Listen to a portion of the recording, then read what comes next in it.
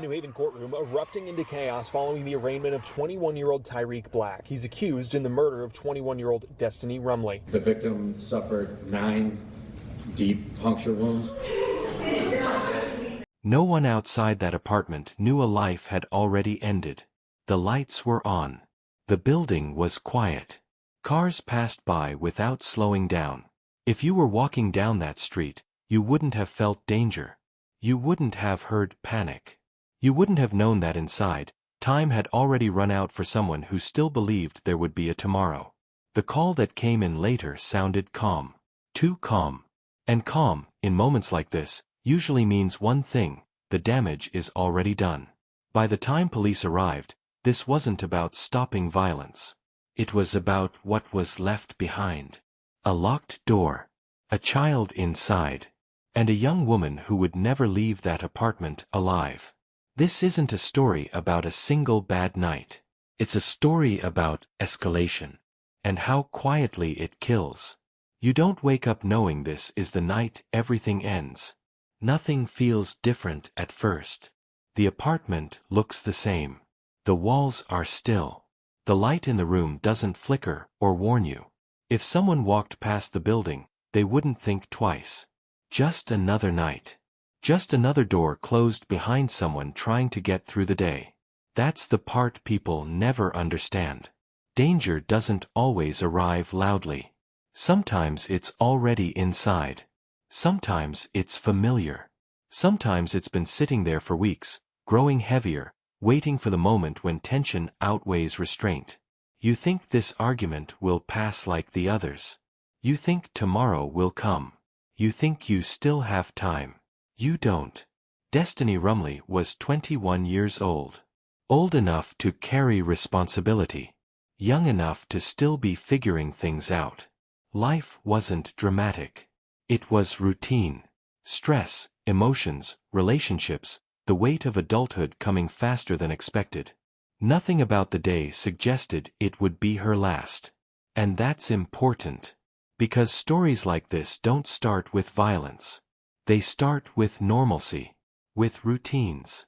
With relationships that feel intense, complicated, emotional, but not dangerous. Not yet. Most people imagine abusive relationships as constant chaos. Screaming. Bruises. Police showing up every week. But that's not how most of them begin. Most start quietly. Arguments followed by apologies. Jealousy framed as love. Control disguised as concern. You argue. You calm down. You move on. Until one day, you don't. At the center of this story is Tyreek Black. And what investigators would later see wasn't a sudden explosion. It was pressure stacking on pressure. Conflict that never really resolved.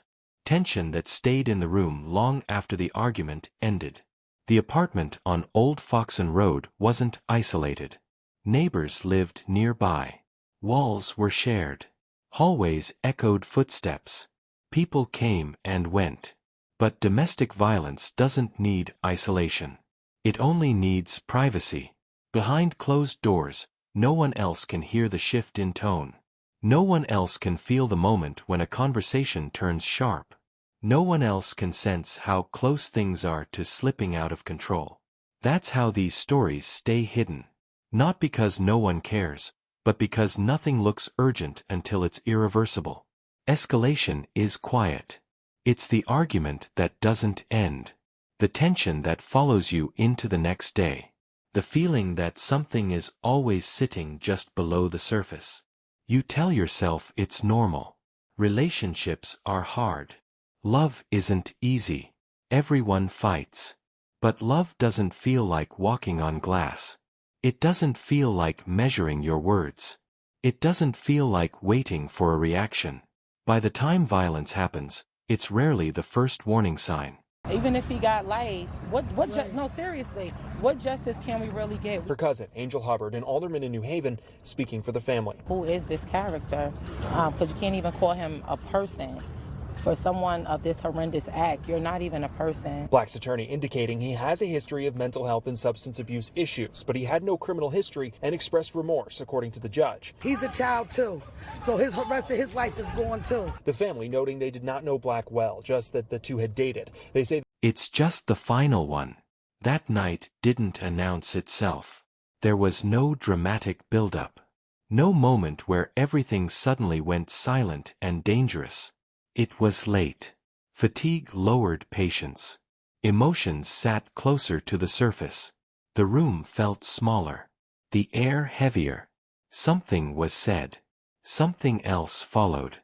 And suddenly, the space you're in doesn't feel safe anymore. When words stop working, violence steps in. Stabbing isn't distant. It isn't accidental. It's close. It requires intent. It requires being near enough to see what you're doing. Police would later confirm multiple stab wounds, not as a detail for shock, but because it tells the truth. This wasn't a single moment. It was escalation made physical. There was no chance to run. No chance to reset the argument. No chance to leave. Destiny's life ended inside her own apartment. A place that should have protected her. After violence, there's often silence. A moment where adrenaline drains away and reality rushes back in. A moment where choices are made, not about saving a life, but about controlling what happens next. That's when the call was made. When Tyreek Black called 911, it wasn't chaos on the line. It wasn't panic. And that matters. And Black is being held Panic on sounds $2.5 different. million Confusion sounds different. Calm sounds like someone who already knows the outcome. The call set things in motion, but it didn't tell the full story. When police arrived, they weren't met with cooperation. They were met with resistance. A locked door. A barricaded suspect. A situation that was no longer about help, but containment. This wasn't an accident scene. This was a threat still unfolding. Then officers learned something that changed everything. There was a child inside the apartment. That detail shifted the entire response. Because now it wasn't just about what had already happened, it was about preventing another life from being lost. Police made a decision. They broke a window. They pulled the child out safely, physically unharmed. But no one walks away from something like that untouched. Tyreek Black was taken into custody. The apartment transformed from a crisis into a crime scene. Tape went up. Lights flashed. Time stopped inside those walls. Blood doesn't lie. The apartment didn't lie. Investigators documented everything. The layout. The signs of struggle. The reality of what unfolded. This wasn't chaos. It was escalation reaching its endpoint. Destiny was rushed to Yale New Haven Hospital. Doctors tried. But some injuries don't allow time. She was pronounced dead shortly after arrival. 21 years old. Charges followed. Murder. Additional charges connected to the child. Additional charges tied to the standoff. The legal system moved quickly. But speed doesn't bring closure. Charges don't restore lives. They only confirm what's already been lost. When Tyreek Black appeared in court, emotion erupted. Grief doesn't sit quietly in rows. Pain doesn't follow procedure. Security intervened as voices rose. And the hardest part is this case isn't rare. Young women. Intimate partners. Escalation. Late-night violence. Children present. It's a pattern that repeats in apartments that look just like this one. The danger isn't random. It's predictable. Statistics show the most dangerous moment is when control feels threatened. When power shifts. When someone believes they're losing hold of another person. That's when violence turns lethal. Most people will only see a headline. A name.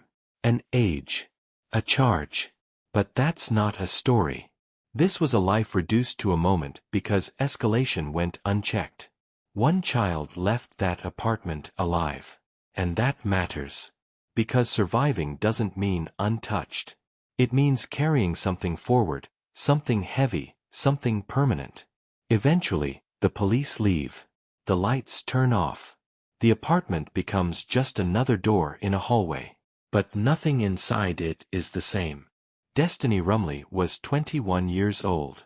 She didn't lose her life to chance. She didn't lose it to a stranger. She lost it to escalation. Violence like this doesn't come out of nowhere. It builds quietly. It hides behind normalcy. And it waits for silence. If this story made you uncomfortable, that's the point.